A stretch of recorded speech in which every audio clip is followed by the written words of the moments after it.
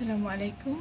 My name is Husnafiza binti Azman, and today I would like to present about configure the various elements in security. First element is access control. Three method of access control. First, configure user accounts. Create user accounts with unique usernames and strong passwords. Second, implement role-based access control. Assign permissions to users based on their roles within the organization. 3. Set up multi-factor authentication (MFA). Require users to authenticate using multiple factors such as passwords, biometrics. Second elements is authentication and authorization. First, configure authentication methods. Choose and configure appropriate authentication methods like LDPA and Active Directory. Second, set up authorization rules. Define access control lists, ACLS, or policies to specify what resources users or groups can access. Number 3, integrate with identity management systems. Integrate authentication and authorization mechanisms with centralized identity management systems for streamlined management. Elements number 3 is encryption. First, enable encryption for data at rest. Implement encryption for stored data using tools like BotLocker for Windows or dmcrypt for Linux. Second, secure communications with SSL or TLS. Configure web servers, email servers, and other services to use SSL or TLS encryption for secure data transmission. Number 3, use encrypted communications protocol. Choose encrypted protocols like SSH for remote access and SFTP for file transfer. Elements number 4 is firewalls. First, configure firewall rules. Define rules to allow or block traffic based on source IP, destination IP, port numbers, and protocols. Number 2, enables logging and monitoring.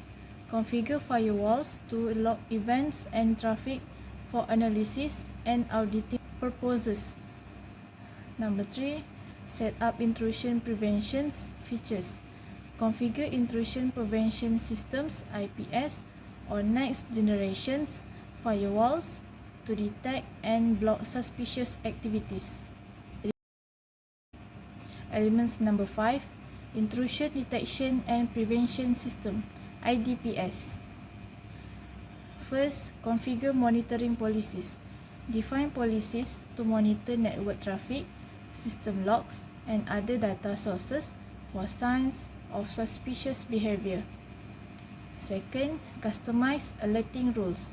Set up alerts to notify administrators when potential security incidents are detected. Thirdly, integrate with SIEM tools. Integrate IDPS with security information and event management systems for centralized monitoring and analysis. Elements number 6, security policies and procedures. First, define security policies.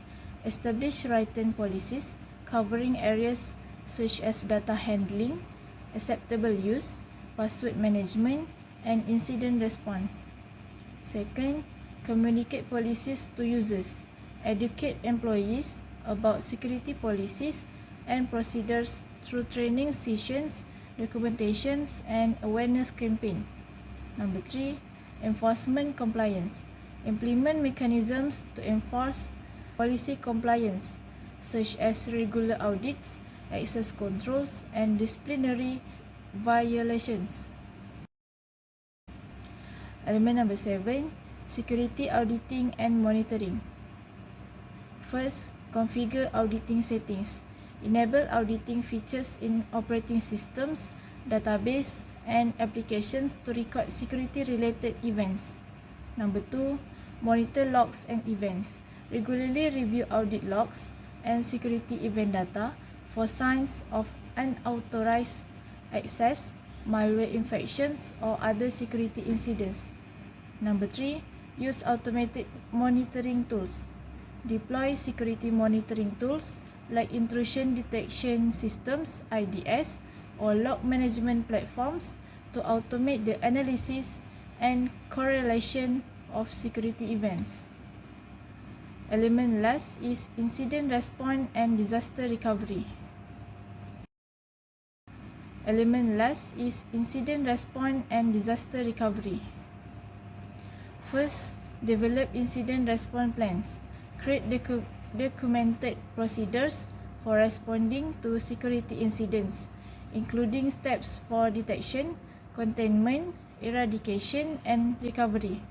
Second, establish communication channels. Define communication channels and contact information for key personnel involved in incident response efforts.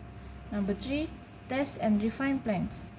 Conduct regular tabletop exercises and simulated security incidents to test the effectiveness of incident response plans and identify areas for improvement.